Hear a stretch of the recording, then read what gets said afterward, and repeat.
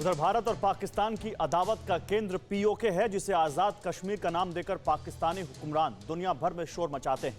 लेकिन अब इसी पीओके में पाकिस्तान की नाक के नीचे हिंदुस्तान की एंट्री हो गई है। जगह है नौशेरा, जहां हिंदुस्तानी दल पाकिस्तानी आतंकियों के कैंप की रेकी कर रहा है और पाकिस्तान चाहकर भी कुछ नहीं कर पा रहा है। आखिर ऐसा कैसे हुआ? क्या कश्मीर में बड़ी आतंकियों की घुसपैठ का लेटेस्ट इलाज भारत ने तलाश लिया है, या फिर यह भारत के खिलाफ हर आतंकी साजिश को नाकाम करने की एक रणनीतिक तैयारी है? इस रिपोर्ट में देखिए।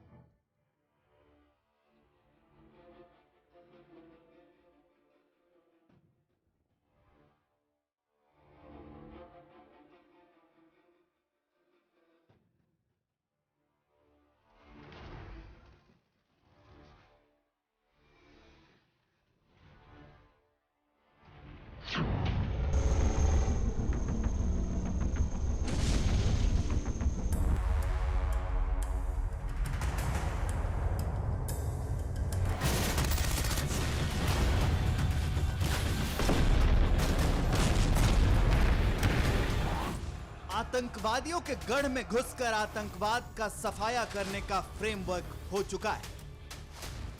एक्शन का ब्लूप्रिंट भी तैयार है। अब सिर्फ आतंकी ठिकानों की सही लोकेशन का इंतजार है।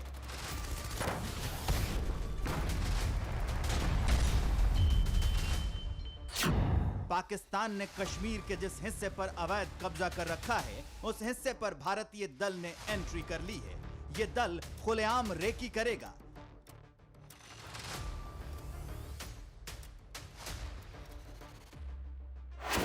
दोस्तों की मदद से पाकिस्तानी आर्मी के सामने उसी की जमीन पर आतंक का सफाया करेगा।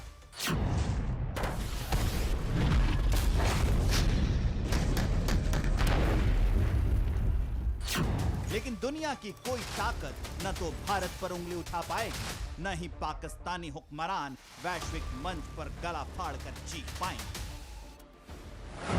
तो क्या भारत पीओके में कार्रवाई करने जा रहा है? क्या अब पाकिस्तानी टेरर कैंप ध्वस्त किए जाएंगे, या पाकिस्तान और आतंकी संगठनों के संबंधों का खुलासा होगा?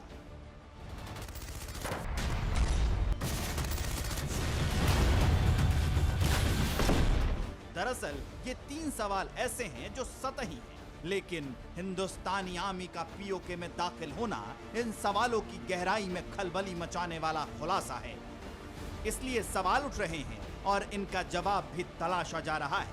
बतौर जवाब, पाकिस्तान का भविष्य स्याह अंधेरे में डूबने के संकेत गहरे हैं, क्योंकि पाकिस्तान ने खुद भारतीय आर्मी को पीओके में आमंत्रित करने की गलती कर ली है, वो भी आतंकी कैंप्स के करीब एंटी टेरर एक्सरसाइज में हिस्सा लेने के लिए।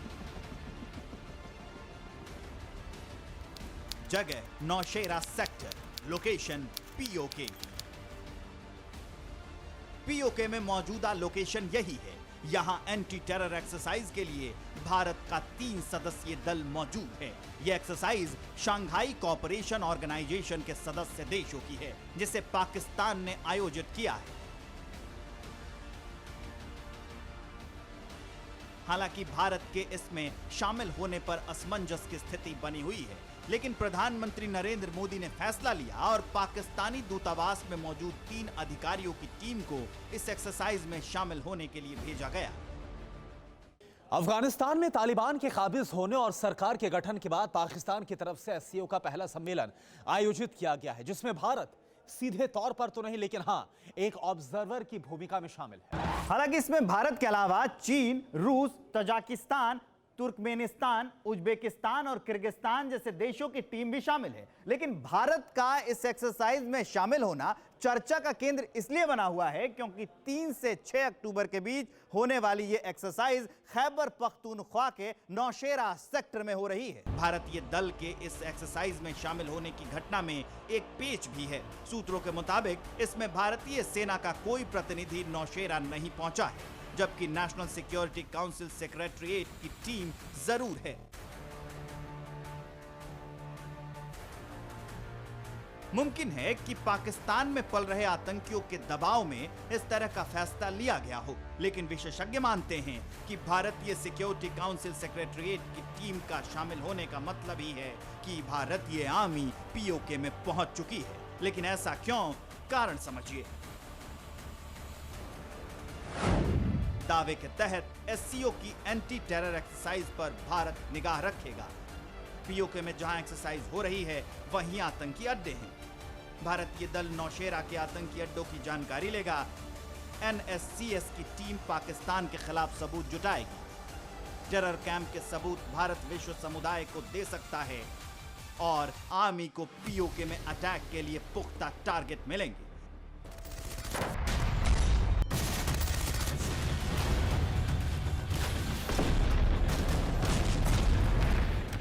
दूसरे शब्दों में कहा जाए तो ऑब्जर्वर की भूमिका में भारतीय सिक्योरिटी सर्विस के अधिकारी इस एंटी टेरर एक्सरसाइज में शामिल हुए हैं। लेकिन इसका विस्तार यह है कि पीओके में भारतीय आर्मी ने दस्तक दे दी है और मुमकिन है कि आतंक परस्ती करते हुए आतंक के खिलाफ लड़ने का दिखावा करना भविष्य में पाकिस्तान को भारी पड़ेगा, क्योंकि एक भी सबूत भारत के लिए आतंक की सपोलों का सर को चलने के लिए बड़ी कामयाबी होगी।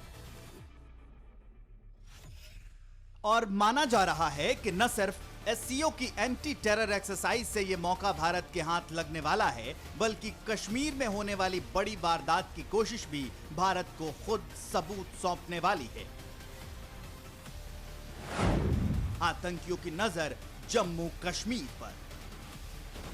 एक तरफ एससीओ की एंटी टेरर एक्सरसाइज जारी है, जहां भारत पाकिस्तान की आतंक परस्ती के सबूत जुटा रहा है, तो वहीं पाकिस्तान के आतंकवादी जम्मू कश्मीर में घुसपैठ करके खुद पाकिस्तान और आतंकवादियों के ताल्लुक के सबूत सौंप कर जा रहे हैं। दावे के तहत 2019 में अनुच्छेद 370 हटाए जाने के बाद ये पहला मौका है जब आतंकियों की घुसपैठ में तेजी आई है और इनमें ज्यादातर आतंकवादी जैश ए मोहम्मद और लश्कर ए तैयबा के हैं। EU टुडे ने निकाई एशिया के हवाले से खबर को प्रकाशित किया है, जिसमें इस बात का दावा किया गया है कि अफगानिस्तान पर तालिबान के कब्जे के बाद जम्मू कश्मीर में पाकिस्तानी आतंकवादियों ने अपनी घुसपैठ को बढ़ा दिया है और इसमें जो आतंकवादी हैं वो पंजाब प्रांत और अफगानिस्तान की सीमावर्ती जनजातीय इलाकों से ताल्लुक रखते हैं। दावा यह भी है कि अफगानिस्तान में तालिबान और हक्कानी ग्रुप की ओर से ये आतंकवादी लड़ रहे थे। जुलाई से लेकर अब तक करीब 50 आतंकवादी जम्मू कश्मीर में घुसे हैं और सक्रिय हैं।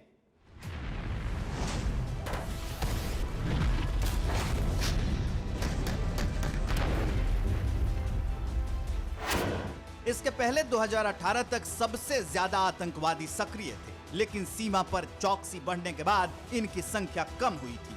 पर अब सूत्र आशंका जता रहे हैं कि जैश और लश्कर के आतंकी हिंसक वारदातों को अंजाम दे सकते हैं और अगर ऐसा हुआ तो पाकिस्तान पूरी तरह दुनिया के सामने बेनकाब हो जाएगा, क्योंकि भारत के पास सबूत होंगे और अमेरिका भी भारत के साथ होगा।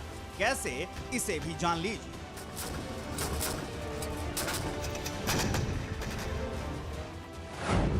खुफिया जानकारी यूएस देगा, भारत सख्त एक्शन लेगा।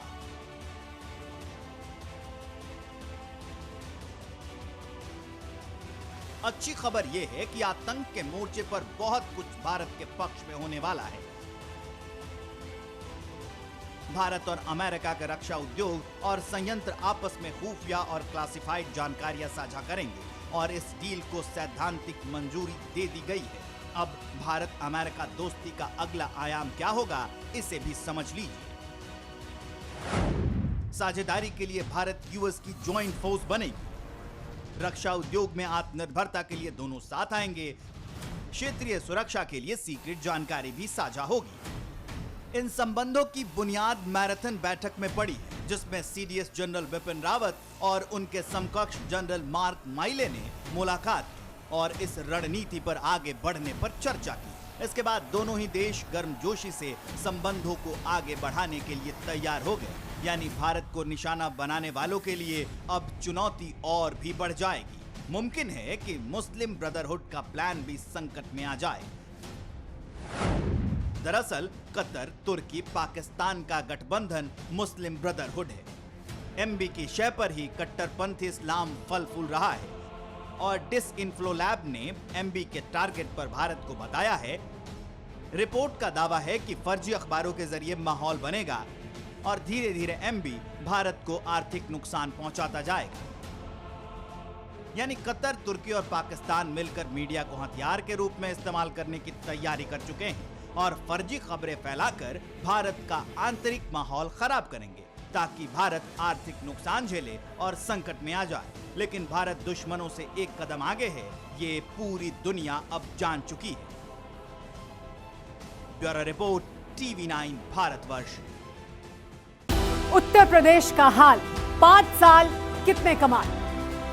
यूपी किस पर राजी, क्या अखिलेश पलटेंगे बाजी। किसान का चेहरा क्या सिर्फ चुनावी मोहरा। ब्राह्मण शंख बजाएगा, किसको कुर्सी दिलाएगा।